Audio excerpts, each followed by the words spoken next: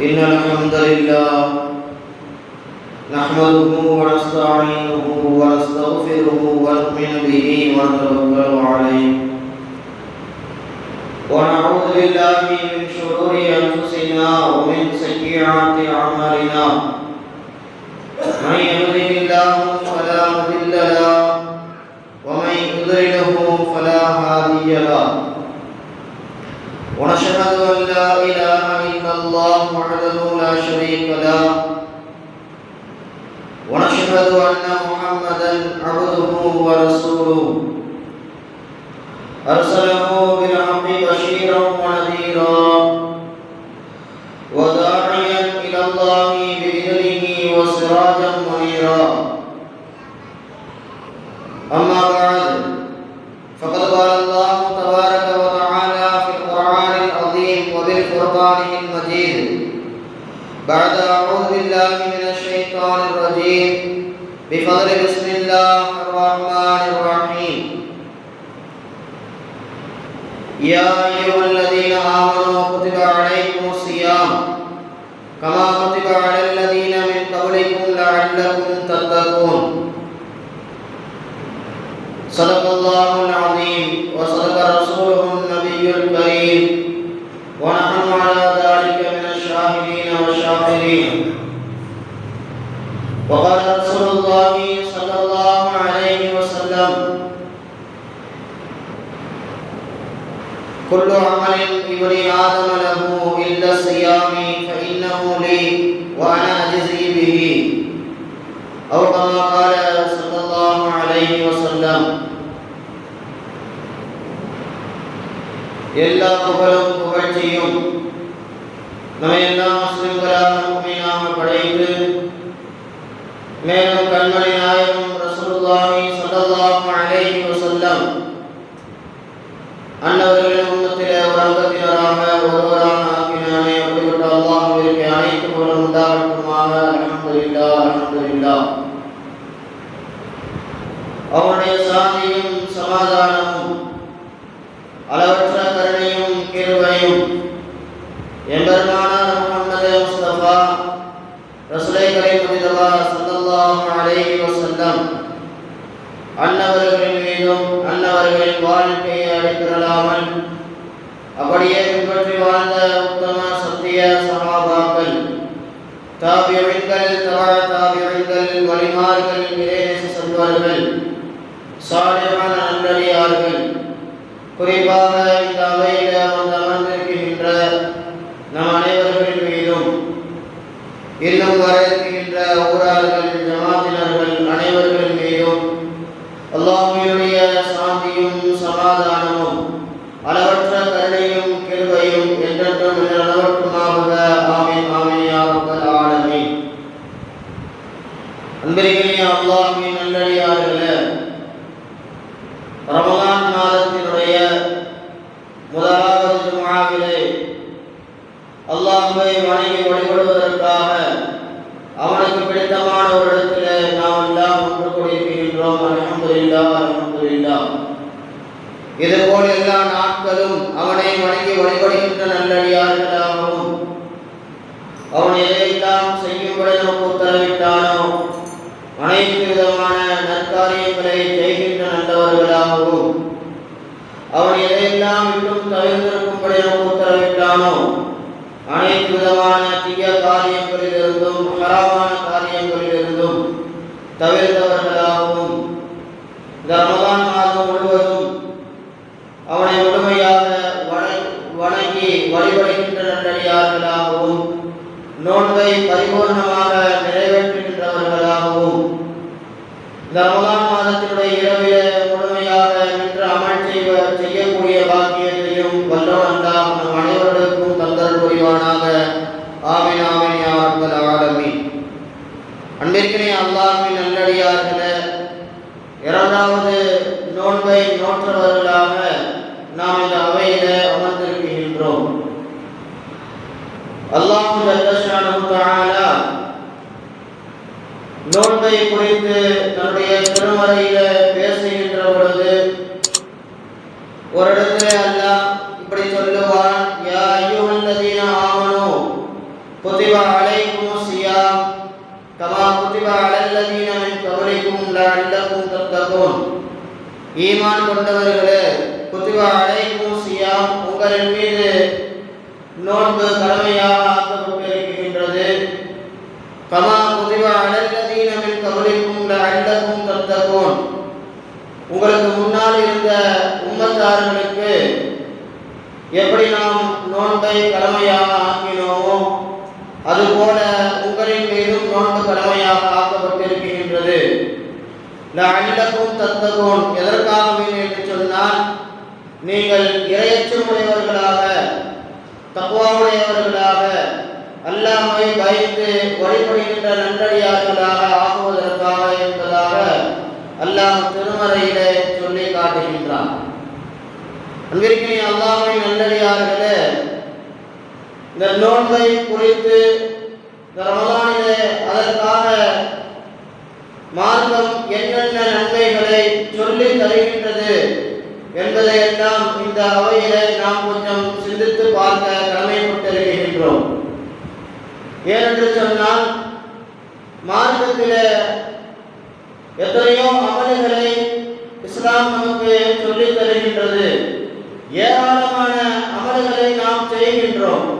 தொழுகின்றோம், ஸிக்ர் செய்கின்றோம், ஸகாத் கொடுக்கின்றோம், தான தர்மங்கள் செய்கின்றோம், உணவுகளை அடுத்தவர்களுக்கு தருகின்றோம், பாதைகளிலே ஏற்படுகின்ற இடர்களை நீக்குகின்றோம். இது போன்ற எண்ணற்ற நல்ல செயல்களை, நல்ல அமல்களை நாம் செய்வது உண்டு.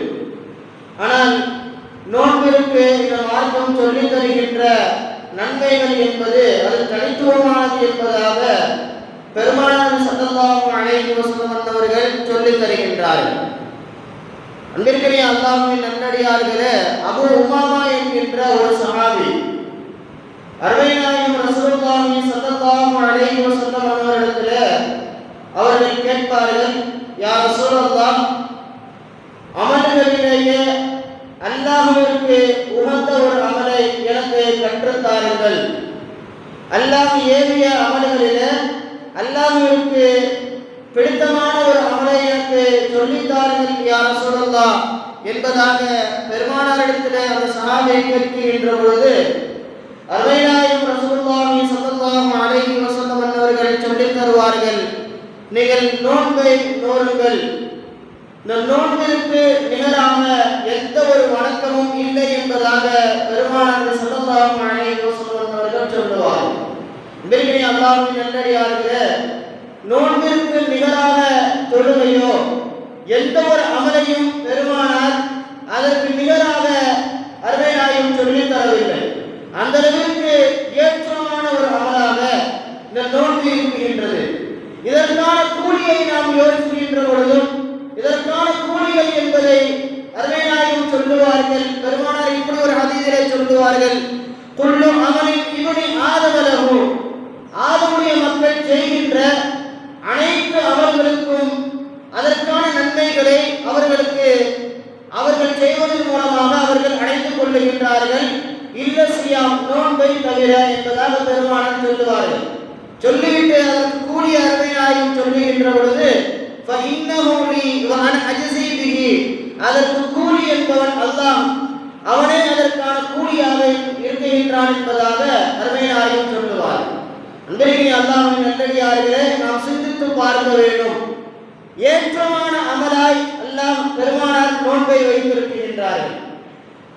அமல்களிலேயே எந்த அமலிற்கும் கொடுக்கப்படாத கூலியை நோன்பிற்கு அல்லாஹ் வழங்குகின்றான் என்பதாக பெருமானார் ஸல்லல்லாஹு அலைஹி வஸல்லம் அவர்கள் சொல்லுகின்றார்கள் என்று சொன்னால், இந்த நோன்பிற்கான அந்த சிறப்புகளை நாம் விளங்க வேண்டும். இந்த நோன்பை விடாமல் நாம் வைப்பதற்கான முயற்சிகளை நம்முடைய வாழ்க்கையில இந்த ரமலானிலே நாம் அதற்கான முயற்சிகளை எடுக்க வேண்டும். சாதாரணமான சின்ன சின்ன விஷயங்களுக்கெல்லாம் நம்மளால் நாம் துறையோடு செய்கின்ற பயணங்களை எல்லாம் காரணங்கள் காட்டி, சின்ன சின்ன நோய்களை எல்லாம் காரணம் காட்டி நோன்புகளை நாம் விட்டுவிடக்கூடாது. இந்த மார்க்கத்திலே நோன்பிற்கான வரையறைகளை மார்க்கம் நமக்கு அழகான முறையிலே சொல்லித் தருகின்றது. அதனை நாம் தெரிந்து கொண்டு முழுமையாக வேண்டும். கடமையாக ஆக்கப்பட்டிருக்கின்ற இந்த ரமலானுடைய நோன்பை முழுமையாக நாம் வைக்கக்கூடியவர்களாக அதற்கான வாய்ப்பை அல்லாஹ் நமக்கு வழங்கி அருள் புரிவானார். அன்பிற்குரிய அல்லாஹ்வின் நல்லடியார்களே, ஹதீதுகளிலே நோன்பிற்கான சிறப்புகளை நாம் பார்க்கின்ற பொழுது ஒரு 9 சிறப்புகளை பெருமானார் நபி ஸல்லல்லாஹு அலைஹி வஸல்லம் அவர்கள் நோன்பிற்கான சிறப்புகளாக அருமை நாயகம் சொல்லுகின்றார்கள். அதிலே முதலாவது திருமறையை நாம் பார்க்கின்ற பொழுது அல்லாஹ் திருமறையிலே சொல்லி காட்டுகின்ற அந்த வசனத்தை நான் உங்களுக்கு சொன்னேன். அதிலே கடைசியாக அல்லாஹ் சொல்லுகின்ற பொழுது, உங்களின் மீது எதற்காக நோன்பு கடமையாக ஆக்கப்பட்டது என்று அல்லாஹ் சொல்லுகின்ற பொழுது இறுதியாக அல்லாஹ் சொல்லுகின்றான், லஅல்லக்கும் தத்தகூன், நீங்கள் தக்வாவுடையவர்களாக ஆக வேண்டும் என்பதற்காகத்தான் இந்த நோன்பு உங்களின் மீது கடமையாக ஆக்கப்பட்டிருக்கின்றது.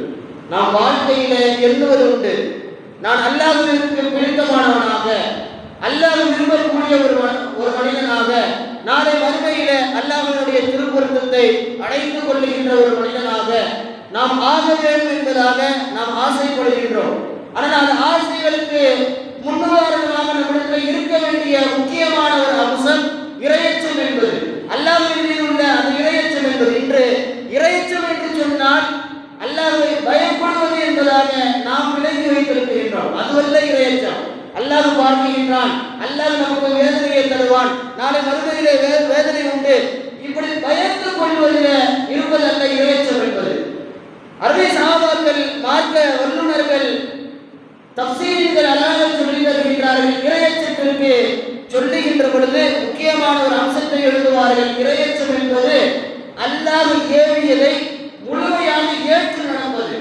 அல்லாஹ் எதனை செய்ய சொன்னானோ அந்த அமல்களை, தொழுகையை, நோன்பை, ஜக்காத்தை, ஹஜ்ஜை, இது போன்ற எண்ணற்ற அமல்களை, வாழ்க்கையினுடைய வழிமுறைகளை, வாழ்க்கையினுடைய ஒழுக்க நெறிமுறைகளை அழகாக ஒரு மனிதன் பேணுவது தான் இறையச்சத்தினுடைய முக்கியமான அம்சம் என்பதாக எழுதுவார்கள். இப்ப இறையச்சம் என்பது என்று சொன்னால் என்ன? அல்லாஹ் எதை ஏவினானோ அந்த நல்லவர்களை முழுமையாக ஏற்று நடப்பது தான் இறையச்சம். அதை போன்று அடுத்து எழுதுவார்கள், இறையச்சம் என்பது அல்லாஹ் எதையெல்லாம் தடுத்திருக்கின்றானோ அனைத்து விதமான மனம் ஏற்கின்ற இச்சைகளை விட்டும் பாவங்களை விட்டும் முழுமையாக தவிர்த்திருப்பதுதான் முழுமையான இறையச்சம் என்பதாக எழுதுவார். அப்ப அப்படிப்பட்ட ஒரு இறையச்சம் நமக்கு வர வேண்டும். தொழுகையை அல்லாஹ் கண்டிப்பான என்பதாக எண்ணுவதல்ல, தொழுகைக்கு அல்லாஹ் ஏவி இருக்கின்றான் என்று எண்ணுவது.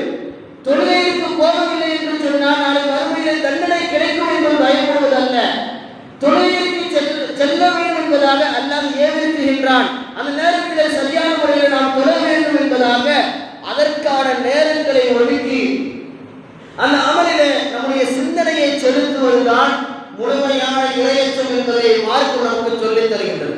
இங்கிருக்கிற அல்லாஹ்வின் நல்லடியார்களே, அப்ப மார்க்கத்தின் பக்கம் இறையச்சம் என்பது அல்லாஹ் சொன்ன அந்த ஏவல் விளக்கல்களை முழுமையாக எடுத்து நடத்துகின்ற அந்த முக்கியமான பண்பு எப்பொழுது ஏற்படுகின்றது? நோன்பை நாம் சரியான முறையில வாழ்க்கையில சரியாக நாம் பேணுவதன் மூலமாக அந்த சிறப்பை நாம் அடைந்து கொள்கின்றோம். இது திருமறை சொல்லுகின்ற நோன்பிற்கான சிறப்பு.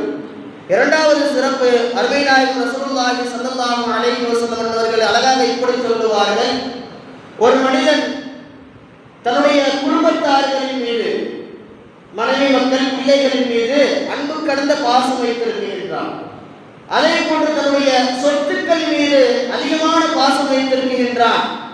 அண்டை வீட்டார்களின் மீது அதிகமான பாசத்தை வைத்திருக்கின்றான். இந்த பாசம் அந்த மனிதனை எப்படி மாற்றுகின்றது என்று சொன்னால், ஏதாவது ஒரு சூழ்நிலையில அவருக்கு குழப்பத்தை, அவருக்கு ஆபத்தை விளைவிக்கக்கூடியதாக இந்த குடும்பம் ஆகின்ற பொழுது இது போன்ற குழப்பமான நேரங்களை விட்டும், இது போன்ற ஆபத்தான நிலைகளை விட்டும் அந்த மனிதனை பாதுகாக்குகின்றதாக தொழுகை, நோன்பு போன்ற நல்ல அமல்கள் இருக்கின்றது என்பதாக அருமை நாயகம் ரசூலுல்லாஹி ஸல்லல்லாஹு அலைஹி வஸல்லம் அவர்கள் சொல்லுவார். தொழுகை, நோன்பு, ஸகாத் போன்ற நல்லதை ஏவுவது, தீமையை தடுப்பது, இந்த 5 விஷயமும் இந்த குடும்பத்திலே ஏற்படுகின்ற, அண்டை வீட்டார்களோடு ஏற்படுகின்ற குழப்பத்தை விட்டும், அண்டை வீட்டார்களோடு ஏற்படுகின்ற சண்டை சச்சரவுகளை விட்டும் அந்த மனிதனை முழுமையாக பாதுகாக்கின்றது. தன்னுடைய சொத்திலே ஏற்படுகின்ற, வியாபாரத்திலே ஏற்படுகின்ற, இது போன்ற நமக்கு வரக்கூடிய ரிஸ்குகளிலே வருகின்ற ஆபத்துகளை விட்டும் முழுமையாக பாதுகாக்கின்றதாக இந்த தொழுகை இருக்குகின்றது, இந்த நோன்பு அமைகின்றது என்பதாக, அதற்கு பரிகாரமாக வந்து அமைந்துவிடும் என்பதாக அருமை நாயகம் ரசூலுல்லாஹி ஸல்லல்லாஹு அலைஹி வஸல்லம் அவர்கள் அழகாக சொல்லி காட்டுவார். இரண்டாவது சிறப்பு என்ன? நம்முடைய வாழ்க்கையிலே ஏற்படுகின்ற குழப்பங்கள் அனைத்திற்கும் தீர்வாக தொழுகையை பெருமானார் கற்றுத் தருகின்றார்கள். அனைத்திற்குமான குடும்பத்திற்கு அனைத்திற்குமான தீர்வாக நோன்பை பெருமானார் கற்றுத் தருகின்றார்கள். அனைத்து விதமான இன்னல்களுக்கும் துன்பங்களுக்கும் துயரங்களுக்கும் தீர்வாக ஜகாத் போன்ற அமல்களை அருமை நாயகம் ரசூலுல்லாஹி ஸல்லல்லாஹு அலைஹி வஸல்லம் அவர்கள் கற்றுத் தருகின்றார்கள். இன்றைக்கு அல்லாஹ்வின் நல்லடியார்களே, அடுத்தபடியாக பெருமானார் சொல்லித் தருகின்ற ஹதீஸ்களை நாம் பார்க்கின்றோம். அருமை நாயகம் சொல்லித் தருவார்கள், அஸ்ஸியாமு ஜுன்னத்தின் வ ஹிஸ்னுன் ஹஸீனும் மினன்னார்.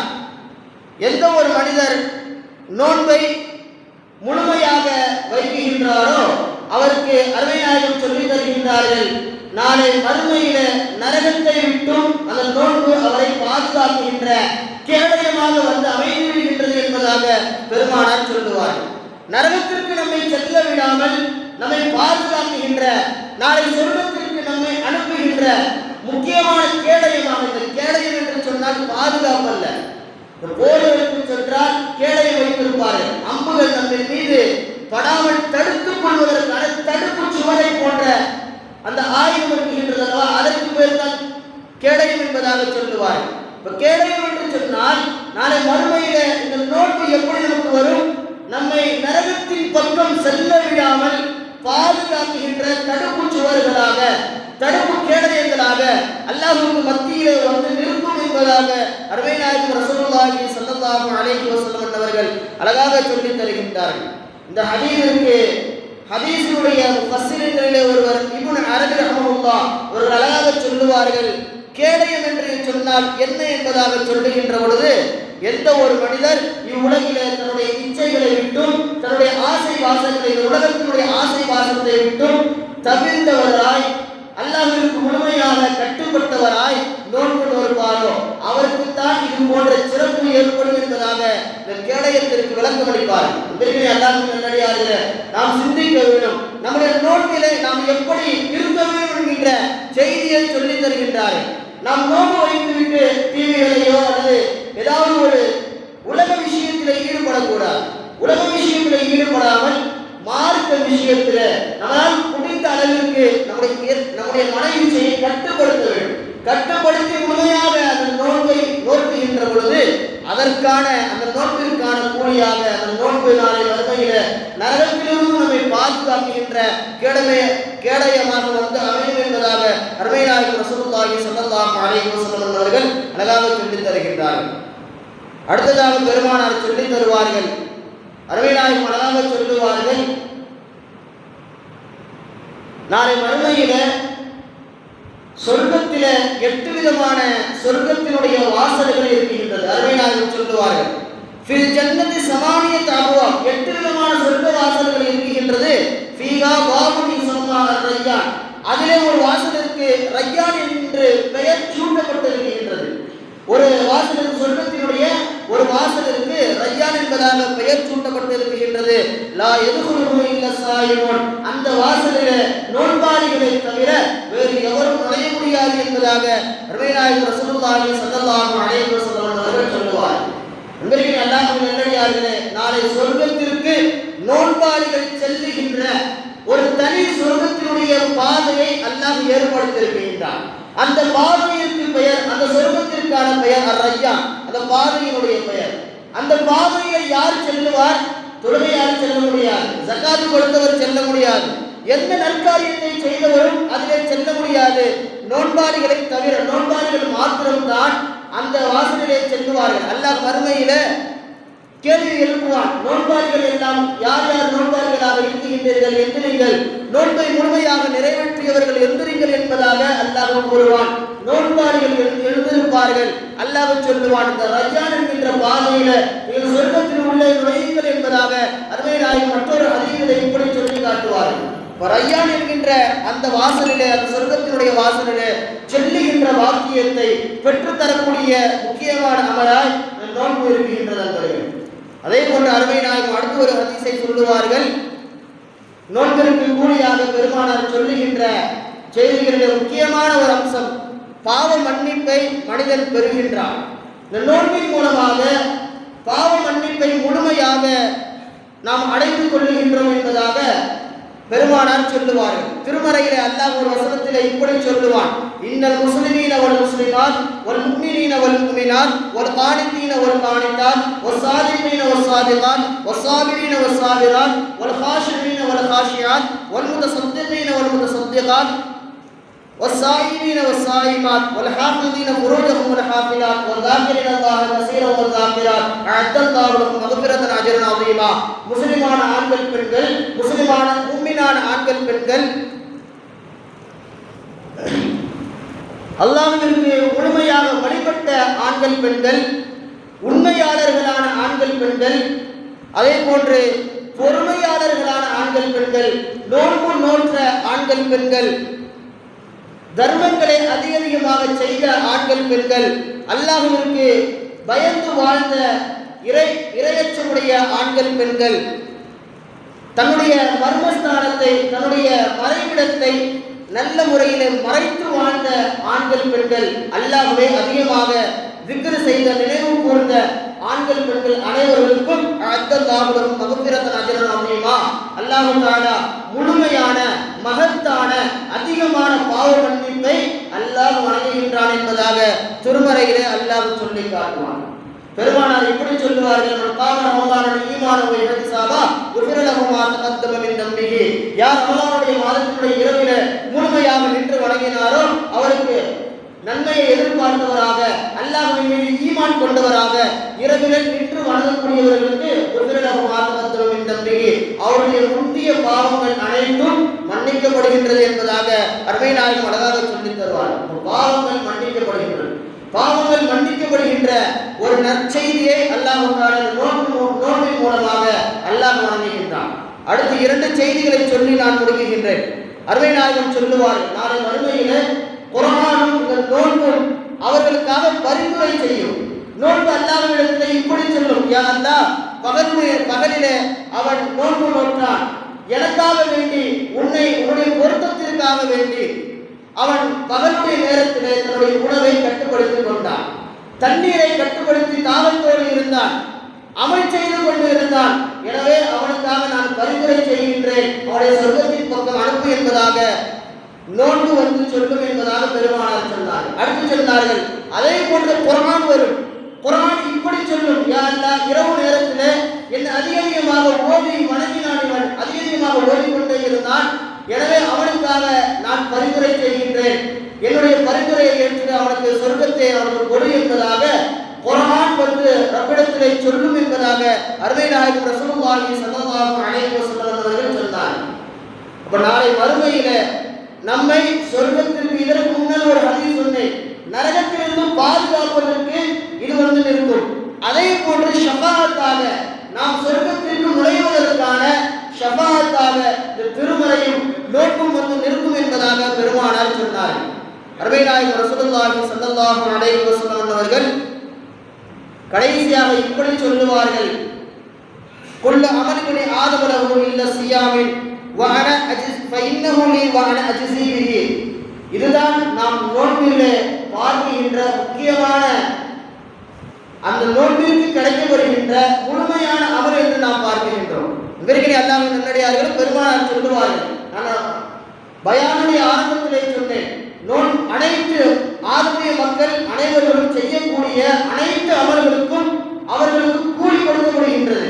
ஆனால் நோன்பை தவிர பெருமானார் சொல்லிவிட்டு அடுத்து சொன்ன செய்தி, அந்த நோன்பிற்கு கூலி அல்லாஹ்வாக இருக்கின்றான் என்பதாக பெருமானார் சொல்லுவார்கள். இதனுடைய விளக்கத்தை நாம் பார்க்கின்ற பொழுது நோன்பிற்கான கூலி என்ன தெரியுமா? நாம் வைக்கின்ற அந்த நோன்பிற்கான கூலி அல்லாஹ்வினுடைய திருப்பொருத்தம். நமக்கு சொர்க்கம் கிடைக்கலாம், நம்முடைய நாளை மறுமையுடைய நிலையில வலது கையிலே பட்டறை கொடுக்கப்படலாம். இப்படி எத்தனை சிறப்புகள் நாளை மறுமையிலே நாம் அடைந்து கொண்டாலும் இந்த ஒரு சிறப்பை ஒரு மனிதன் அடைவது என்பது மிகவும் கஷ்டமான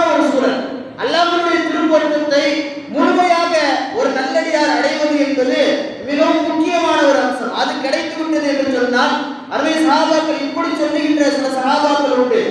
அமல் செய்வதன் காரணமாக நாங்கள் அந்த நல்ல அமல்களுடைய நன்மைகளை எதிர்பார்க்கவில்லை, அல்லாஹ்வுடைய திருப்பொருத்தத்தை எதிர்பார்க்கின்றோம் என்பதாக சஹாபாக்கள் மக்கள் சொல்லுவார்கள். நல்லவர்களுடைய அமல்களும் அப்படித்தான் இருந்தது. அமலுக்காக நாமெல்லாம் செய்கின்ற அமல் எதற்கு? நன்மை வந்து சேர வேண்டும், நாளை மறுமையில் சொர்க்கத்தை அழைத்துக் கொள்ள வேண்டும், நரகத்திலிருந்து பாதுகாப்பு பெற வேண்டும், வலது பட்டோலையிலே நன்மைகள் நமக்கு சொர்க்கத்திற்கு செல்ல வேண்டிய பட்டோலை கொடுக்கப்பட வேண்டும் என்பதாக நாம் ஆசைப்பட்டு இந்த ஆசைகளுக்காக, உலக ஆசைகளுக்காக, உலகத்திலே நல்ல முறையில் வாழ வேண்டும் என்பதற்காக நாம் அமல் செய்கின்றோம். நம்முடைய துவாவும் அப்படித்தான் அமைந்திருக்கின்றது. ஆனால் சஹாபாக்களுடைய வாழ்க்கை, பெருமானாருடைய வாழ்க்கை, பெரியோர்களுடைய வாழ்க்கை நாம் பார்க்கும் என்று சொன்னால் அவர்கள் செய்த அனைத்து அமலுடைய நோக்கம் ஒரே நோக்கம், அல்லாஹ்வுடைய திருப்பொருத்தம். அது கிடைக்க வேண்டும். அந்த திருப்பொருத்தத்தை தேடித் தருகின்ற முக்கியமான அமலாய் அல்லாஹ் தஆலா சொல்லுகின்ற முக்கியமான செய்தி, அவருடைய திருப்பொருத்தத்தை நம் நோக்கிற்கு அல்லாஹ் வழங்குகின்றார். அதுதான் நன்மை. நானே கூலியாக இருக்குகின்றேன் என்பதாக அல்லாஹ் சொல்லுகின்றான் என்பதாக பெருமானார் சொன்னார் என்று சொன்னால் இந்த ஹதீஸை நாம் கொஞ்சம் சிந்தித்து பார்க்க வேண்டும். நாம் வைக்குகின்ற அந்த நோன்பு அல்லாஹ்வுடைய திருப்பொருத்தத்தை நமக்கு ஏற்படுத்தி தருகின்றது. விரும்பிய அல்லாஹ்வின் நல்லடியார்களே, கிட்டத்தட்ட ஒரு 10 விதமான சிறப்புகளை சொன்னேன். தக்வா, முழுமையான இறையச்சம் பெற்றவர்களாக நாம் ஆகின்றோம். அதே போன்று பாவ மன்னிப்பு பெற்றவர்களாக ஆகின்றோம். தன்னுடைய குடும்பத்திலே நிகழ்கின்ற அனைத்து விதமான குழப்பங்களுக்கும் தீர்வாக இந்த நோன்பு அமைந்து இருக்குகின்றது. அதே போன்று நம்முடைய பாவங்கள் முழுமையாக மன்னிக்கப்பட்டவர்களாக நாம் இருக்கின்றோம். சொர்க்கத்திலே ரய்யான் என்கின்ற வாசலின் வழியாக நுழையக்கூடியவர்களாக நாம் இருக்கின்றோம். இது போன்ற எண்ணற்ற சிறப்புகளை நோன்பிற்கு அல்லாஹ் வழங்குகின்றார். அப்படிப்பட்ட அந்த நோன்பை முழுமையாக நிறைவேற்றி இந்த நன்மைகளை எல்லாம் முழுமையாக பெற்று நாளை மறுமையில ரப்பினுடைய ரிதாவை முழுமையாக பெறுகின்ற நல்லடியார்களாக வல்லவன் அல்லாஹ் நம் அனைவரையும் ஆக்கிரல் புரிவானாக. வாஹர் தஅவானா அல்ஹம்துலில்லாஹி ரப்பில் ஆலமீன். அஸ்ஸலாமு அலைக்கும் வரஹ்மத்துல்லாஹி தஆலா வபரகாத்துஹு.